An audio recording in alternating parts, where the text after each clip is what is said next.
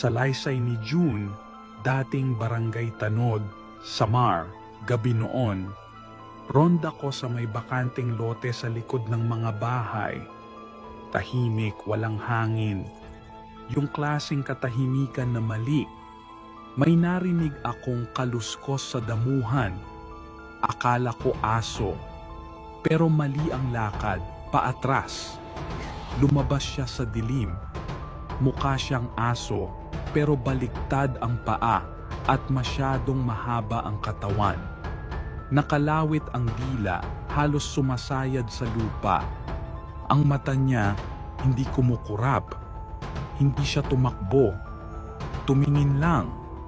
May naamoy akong parang bulok na karne at usok. Biglang may boses sa likod ko, pabulong, "Huwag kang gagalaw." Paglingon ko, wala namang tao. Paghaharap ko ulit, mas malapit na siya.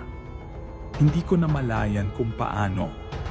Nang umatras ako, umungol siya pabaliktad ang tunog, parang sinasalita ang sarili niyang lalamunan. Doon na ako tumakbo. Kinabukasan, may batang nagkasakit sa bahay na malapit doon. Sabi ng matatanda, may nakita raw itim na hayop na umiikot sa bahay nila buong gabi. Hindi na ako nagronda roon mag-isa.